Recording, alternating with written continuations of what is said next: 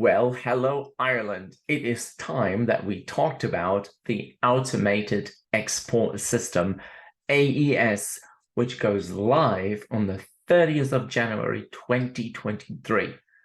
Time we had a closer look to see what that is all about, how it relates to Europe, how it relates to the Union Customs Code and the e-Customs decision, and share a few practical tips on what Irish businesses and every business that deals with Ireland, exports out of Ireland, can possibly do to get ready for this substantial change. So you ready? Let's go. So AES, ready, steady, go. Here is what we will talk about. Electronic customs, what does it mean for Irish businesses? We'll look at EU CDM, we'll look at UCC, we'll explain what all that is. Then we'll look at the roadmap to the EU electronic customs system towards the Irish single window and the EU single window as well.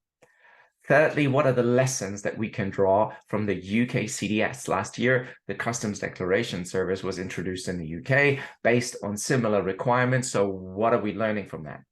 Fourth, let's take a look at some ideas, some preparatory thoughts that Irish businesses can implement. We'll split that in two parts, one more the technical part, and then the second part more strategic. We're then going to look at the argument that customs declaration management is actually essential to ensure a smooth AES migration. So this is all about strategy, if you want. And then finally, there are some more things we need to say about how to get ready for AES. So we kind of sum it all up and give you some tools that you can immediately implement. We also look at this current versus future state discussion. How do you prepare for AES, but also how do you prepare for compliant cost savings customs in the future? So if you're ready, here you see the ABCD's key elements of electronic customs that I believe are relevant for our AES discussion. So the first thing we want to make clear is this is all about data that Irish businesses have to code into the systems of customs, Irish customs, revenue. So you need to understand the data requirements and you need to know where to find those. Well, they're obviously on the Irish Revenue website, but the origin of those you can find in EU law, in the UCC Delegated Act and the UCC Implementing Act, and you can see them here. So if you were to open these annexes, you would find them there in quite a lot of detail. All of this has also then been translated, moved into the EU customs data model. And this is this EU CDM that I was talking about. And this is the basis now for making customs declaration in the EU. So understanding the EU customs data model is actually quite useful. In terms of what actually changes for your Irish customs declaration on the export side, well, as you may know from the import changeover, there are no longer boxes now. There's no more single administrative document, this first paper-based and then PDF-based document that we use to make customs declarations, create customs declarations. So instead of this format that we are so used to with our boxes that are based on paper, we have now moved to data elements in a non-PDF, non-A4, A3, A5, A0, whatever constraint. Now it's just data in a specific format, requiring us to code much more. This requires us to leave the old thinking behind and think afresh. And the final key element that is important for Irish traders to know is that this change is quite significant. We've seen it on the AIS front. Now we see it on the AES front. What it does do, this change, is offer Irish businesses an opportunity to learn about customs declarations once again. Learning how to lodge swiftly and effectively and efficiently a customs declaration is the key to unlocking further global trade, because without that, you're not going to leave the EU customs territory, the Irish customs area. I've moved on to the roadmap to Irish electronic customs, and Of course, anybody looking at this will say, whoa, this is a very, very simplified view. But I'm only going to make this point that we're on a journey to digitalizing, making electronic everything we did on paper before. And it is part of an at least 3-part journey. There are many more steps in between. But for the purpose of understanding where we are, first in Ireland, we started with AIS, the Automated Import System. Then we moved to AES, the Automated Export System. This is the part where we are right now. This is imminent. And then this leads you to the Irish single window. Now, there's a whole webinar on the EU single window customs environment. And I encourage you to check it out to understand what we're trying to do here. But without understanding where we're going, the Irish single window, and therefore connected the EU single window, it will be difficult to understand why we're actually automating and digitalizing the export data and the import data. But once you do make this connection, it will unlock itself. You will understand why it is necessary to have the data in a certain format at a certain position, because it is the prerequisite for trade benefits that are coming up true later. When we integrate all systems and we create the Irish single window and the European, and then link into the European single window. That's as easy as I could describe it. But if you want to learn a little bit more about it, why don't you check out the webinar that I've recorded on the EU single windows environment for customs, and I've linked this into the description down below. Now, I've been involved in CDS ever since we started talking about it, which is now more than 5 years ago, 7 years ago, before Brexit even. CDS, the Customs Declaration System, that Customs Declaration Service, call it what you want, is the first major customs reform that the UK is undertaking for its customs declarations in decades. And we're in the middle of it. We started with the import part last year in 2022, and we are completing it in 2023 towards the end of Q4. So this is the end of 2023. I've been helping designing the changeover. I've been helping teaching about the changeover. I have been lodging customs declaration in CDS. I've been helping companies with error codes, getting ready for the CDS change. The 5 lessons I would recommend that might be relevant for anybody who's going through the transformation from the SAD system to the electronic system are these. And I appreciate that for some of them, it might be quite late in the day, given that for Irish revenue, this start of AES is already early February or end January. So first lesson is start early, right? The more you can prepare for the changeover, the better. So prepare as early as possible. The second suggestion would be to analyze the impact for your company. Impacts vary due to the nature of the goods that you export, but also the locations that you export to, the way you export, whether you export and then transit, or whether you export out of Ireland, or whether you export out of another part of the European Union. So the impact depends on multiple aspects. As I said, product type, destination, regime you're using, way to move the goods, all of that. Yeah. The third tip I recommend that you look into is who needs to know, right? Who are the internal but also external stakeholders that are impacted by your customs declarations? Now, obviously, this could be your customs department, could be the import manager, or in this case, the export manager. But very quickly, you touch upon logistics, you will touch upon distribution, maybe sourcing within Ireland, maybe you could think about licensing departments, you have maybe legal obligations. There are less financial obligations in exporting, that's true, but there are other statistical information that you may need to provide, and licenses, as I said, might need to get. So export is different, sometimes easier than import, but you need to know who's concerned on the import, on the internal side, but now also on the external side, which means what? It means somebody needs to lodge the export declaration. Is this a broker? Is this a freight forwarder? Who? And how are you going to talk to them about the changes that need to occur on the 30th of January? Or have they already started communicating with you as the export, depending on what role you have in the supply chain? There may be transport agents that might need to be consulted. There might be certifying bodies that might need to be consulted. So there's a lot for you to think about. So therefore, start early, analyze the impact, and identify stakeholders. Once you've done all that and you had preliminary talks, you then define an action plan.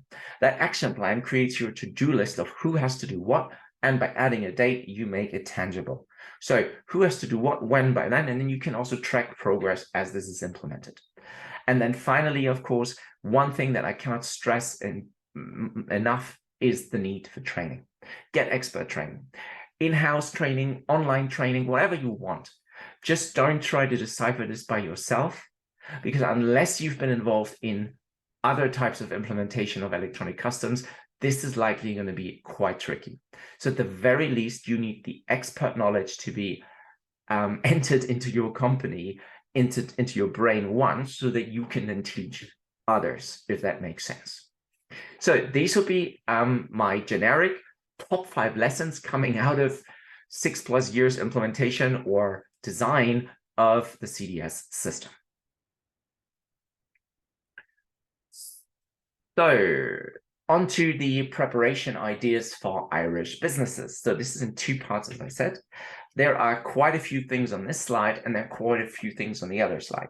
What's important here is that the first part is more about the operational, the practical stuff that you now need to do specifically for AES. And the second part is all about the strategy behind it. So that's why we take it in 2 parts. So first preparation ideas for Irish businesses would be, well, make sure now that you've identified the stakeholders that everybody's aware of what needs to happen in terms of customs and what a customs declaration is in the first place. Why do we need it? What is it for? What data does it need? The basics. Up next, you want to understand that there are ways we did it in the past and that there are ways that we are doing it in the future. And that one of the key things we're changing is we're moving from SAD boxes, free fields, to data elements that must be coded. So changeover from the SAD to the AES, what changes? The third element specifically, you want to be thinking about are data elements in AES for exports. What are they? How does this work? What is needed? These kind of things. How does it structured in the groups? These kind of things are absolutely essential to know. You need to know what kind of data elements you will have, how they have to be completed. Is it a number? Is it a letter? Is it a combination of the two? You would need to know if this is a mandatory field that must be completed, if something is optional, if something is, well, it depends. So all of that needs to be untangled and understood.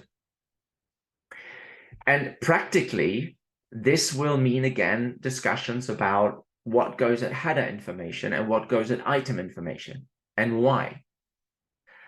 And then once you've decided all of that and you kind of have an idea of what's required, you then need to apply it to your situation. So knowing that this is the broad spectrum of what we need to do, what needs to be filed. Now, for my products, specific for my sector and for my destinations, how would a completed export declaration in AES look? And then we get to the strategic bit. And that strategic bit is the question of who files and how do you file. The how we kind of looked at already by the first part now, but as we move into the second part of the tips, would we be able to use these ideas that we've now discussed in strategically thinking about customs declarations? Is it something that we want to outsource to a freight agent and they can just do it and that's it? Or is customs tied to an essential part of growing my business overseas? So how do I get to more global growth? How do I get to comply better? How do I get to save more? How do I get to trade further? Is there a role for the customs declaration? Obviously, I would argue, yes, there is. Step one, of course, is if you agree that by mastering the way I get out of the country, I can actually get out of the country, my goods out of the country much faster. If you agree with that, then the next thing really to think about is, well, let's do the homework then. Let's make sure we are compliant in everything that we do. So first is to do your homework. And that means carry out a customs compliant and cost saving audit. And obviously I can help with that. So just get in touch if you want that done for your company. Up next, you would like to think about your supply chain, right? So once you have said, well, this is an issue, that's a compliance risk, or this is a cost saving opportunity, you then look at all your flows and you say, well, is this the right flow for me? Am I working with the right people? Am I moving this the right way? Is it going into the right places? So it's about supply chain optimization. It's about supply chain resilience, and you optimize your trade flow in order to reduce the costs of importing, or in this case, exporting out of Ireland and the rest of the EU. There are two other things that are important here for you to enable to have more growth, is to think about the customs not as something that you just outsource to someone else and then you don't care about it, but to strategically consider customs a vital element of your growth strategy. And that is trying to make the border as transparent as possible. And that means getting on the good side with the Irish revenue, right? The less Irish revenue has to deal with you because you're compliant, the more transparent the border is going to get, the easier you're going to move goods out of Ireland, and the more happier everybody is. Got it? And that makes then Ireland a very strategic hub for you, because you deal with the Irish border and the Irish revenue in the right way, in the compliant way, in the cost-saving way as well. So you be compliant, they serve you trade facilitation. And the best way to do that, to be compliant, besides the compliance audit I was talking about, is to invest in your people. To make customs a career that people can be proud of. You do that by constantly upskilling and training your staff, not just once, but continuously throughout the year. And of course, we can help you design your training program. There are amazing certificates that I recommend you study. For example, the IEA Certificate of International Trade. That's an 8 weeks course, I think 6 lessons, all the essentials that you need to know about customs filing, about classification, about valuation, about origin, even sustainable trade is there. So documentations, export documentations, import documentations, everything you need to know is in the IEA Certificate of International Trade, and you should check it out. If you're interested in a holistic diploma-style education in customs by leading customs experts, then another alternative is the Diploma in Customs Competencies.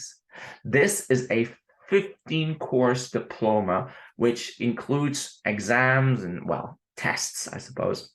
And that guides you along the EU-approved Customs Competencies Framework. So the EU said you should do this to be competent in customs.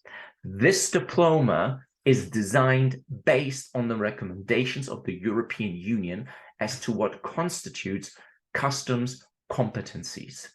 And as such, obtaining such a diploma is officially recognized as being of customs competencies. So if you want to become a customs professional in this field, then the diploma in customs competencies can really deliver. Check it out. Once you've got the knowledgeable people, you then design the processes and procedures around that. Because now the people are going to design processes and procedures that are compliant, because not only did you discover this during your customs compliance and cost saving audit, you also upskilled your people. So now these people and the recommendations can design your customs compliant, global trade, robust processes and procedures. And all of that together makes your border very, very transparent and quick. So you see, we started off with AES as a kind of administrative task that must happen. And we ended up thinking about how we're going to grow our business in the future. Now, I want to close by talking about customs declaration management and then finish off by giving you some more idea about the present and the future. I've always said that in order to do effective customs declaration management and to ensure a smooth migration into AES, there are 6 things that essentially need to happen. If you outsource your customs filing at the moment to brokers or to agents, for example, to us, but for us, if you do it with us, it's already automatically included. There is a lot of checks that need to happen as well. So it's not just giving the data and that will be it, but there needs to be verification of accuracy of what was actually filed. So the first thing you want to think about is the data. The data you submit to the Irish Revenue needs to be correct, complete, and timely every time. And there's just no way around it. So verifying data integrity and having a process and procedures for that is actually quite important. Second is about documents. It's about invoices, about packing lists, it's about licenses, about all of that. You need to be able to have them, store them, and reproduce them whenever necessary. Thirdly is about SOPs and KPIs. You want to be setting expectations and you want to be benchmarking. And of course, we can help you design all of this. But if you contract with someone, well, then please make sure that that really you've got it nailed down what you want them to do, and that you can check whether they've actually performed.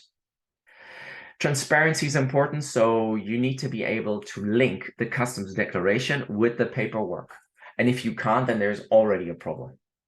Communication with the people that work for you is also really important. So if you have people file customs declarations, well, then shouldn't you be able to talk about it and rectify potential errors in an easy way?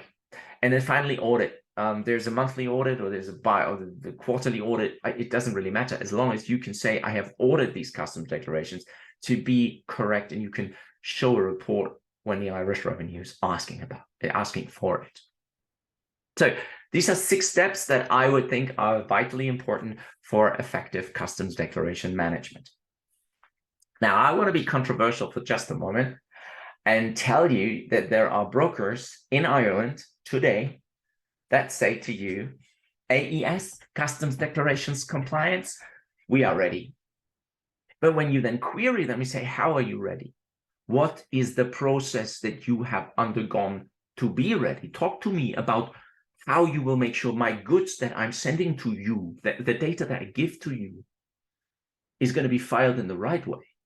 You hear nothing. They can't. They tell you they're ready, but are they really ready? Or, of course, they tell you the opposite, which is even worse, to say, well, you give us data, we file it. But whether this is correct or not, we don't know. And this is honestly, frankly, not even part of our job. We just file. Now, that's problematic because whether you are an assistant who helps me file and I am legally responsible or not, I would imagine, given that you offer this service as a filer, that you know what you're doing. And I would imagine that as a customs agent, a customs broker, you being interested in my business with you would also help me be compliant. So let's have a conversation about how you can't say to me, this is scope creep. Compliance is scope creep. I cannot help you comply. You need to comply. I am just putting into the system what you tell me. I need the broker, the filing agent, to be another support mechanism to help me comply. So how? So what's the final bit here? What's the suggestion? What are you saying, Arne, I guess? Well, here's what I say to you when you ask me of how would you go about getting ready to AES. Well, it is, on the one side, it is getting to grips with the technical. On the other side, it is about making sure that those that do it for you, that do the lodging of the declarations for you, do it the right way. So I would say you want to be doing this. You want to deep dive into AES. You want to understand the changes. You want to know how to complete an AES declaration and how to use the software. You want to understand the relationship between the software and AES. You want to understand the difference between the data elements and the SAD boxes, understand the header and item information, understand mandatory, optional, and dependent data elements. You want to consider how to make best use of optional data elements for audit purposes. You want to understand data elements that deal with licenses. You want to learn about the AES codes you need to code, right? And you want to train your team on AES like you would be self-filing. If you do all this, what ends up happening is you know AES. You could file the declaration yourself if you wanted to, but you're not, because you've hired an agent to do it who may have access to systems that you may not have. But you are on top of it. So once you've gained that knowledge, for example, through training, you may then take control. Because if you don't, what ends up happening? What ends up happening is that the agent will file it, will say, I filed it, and you do not actually know what happened, what he filed, what they filed, how they filed it, if it was correct, what are the errors, how it matches the invoice. You don't actually know. So what we want to do is we want to get away from that.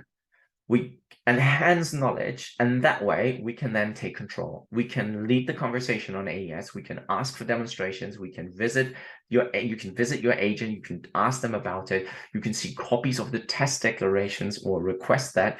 You can understand what error codes existed. You can check the data and see if anything's missing. You can voice any concerns openly and then address them jointly. Everybody's understanding the page we're on.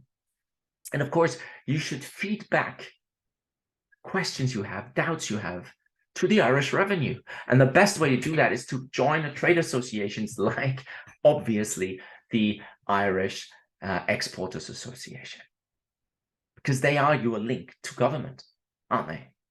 So you want to be able to just have a intelligent conversation about customs declarations with the people that are actually lodging it. And you want to get reports and validate that these are actually correct. So otherwise, how will you audit? How will you lead the correction process? So if you do all that, something interesting also happens. And this is the final slide, and I promise then I'll leave you to it. An interesting thing starts to happen. You gradually start to move from the left side to the right side. And that's actually relevant, because on the left, look what you've got. You've got an export, and you can export out of Ireland. Good for you. You might even be able to export out of Europe. Again, good for you. But is that really what you want? Or isn't it that you want to be there? You want to make sure that your customs obligations are met every time. When you buy from abroad, you bring it into Ireland, you process it, and you export it again. That's where you want to be starting to go. You want to be making sure that when you supply, you are not thinking that it could be correct. You know it is correct. You're confident it is correct with the Irish Revenue. Now, surely the next point covers more import. I give you that. But don't forget that where there's an export, there's also an import. So yes, we are interested in paying Irish revenue, the required duties and taxes on import. But don't forget, when you export, there's also an import on the other side, maybe into the UK, for example, and then replace Irish revenue by HMRC. And you know that now your importer, the person importing after you've exported, now has to deal with that. And they might require you to do certain things. For example, issue origin certificates or make a statement on origin, which then helps the importer to reduce duty liability. So to do that, they need your help. And for that, you need to know what you're doing. So in other words, we're not turning a blind eye on this. We are upskilling ourselves in order to help our importer deal with the tax and customs duty obligations on the import side. And at the same time, you want to make sure that they leverage this, because if they leverage this, all the duty savings opportunities on the import side, that's good for you because it increases their profit margin. And that means your business with them becomes much more attractive because it's duty-free. Do you get it? Thirdly, you want to move from reactive to proactive. I can't stress this enough. If you're acting only after the broker requests it, well, then already halfway lost. What you want is you want to be in a situation where you can fix all the challenges before they become a problem. For example, AES requires new data elements, new information, new data that you don't currently have. Well, then you should get it as soon as possible, because otherwise, how else are you going to prepare proactively and make sure that when AES actually does come into force, you are ready as can be? That's it. There you have it. In 6 points, a presentation on AES. I hope you like it. So what can I tell you? I can tell you that AES is exciting. It is part of a larger EU-wide project to digitalize customs. It is quite exciting to see so much change. Of course, I'm aware there's a burden on trade and authorities alike. But hey, you know what? The benefits we will reap a little later. But if we invest in compliance, and if we invest in exploring all the cost savings opportunity, for example, through training, but also through audits, but we can make the border as transparent as possible. It almost goes away. And we know we're doing the right thing. If we are confident that we are doing the right thing, the Irish revenue will greatly appreciate that. And as a result, we can think about further trade facilitations in the future, making Ireland an even more attractive place to be, to invest in, and to grow your business in. Hey, I've praised Ireland enough now, don't you think? So I wish you all the best of luck with the AES system, and I hope you're going to join me again for another video. If you like what I have to say and you want to hear more of it, maybe not that long. I know I'm going on and on and on. I will be brief, I promise, in future videos. Why don't you do me a favor? Hit that like button, hit subscribe, and why don't you tell me what you think about the AES system, what you think about Irish revenue's modernization efforts, what you think about the Irish single window, the European single window, and how much effort it's going to be. Is it going to be an easy situation, an easy change, or is it going to cost you quite a lot of money and be an administrative nightmare? I want to know all of that. So why don't you put your comments in the comments down below? I'll read them, I'll respond to them, and might even share them with the Irish revenue.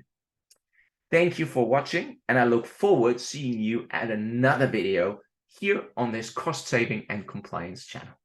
Until then,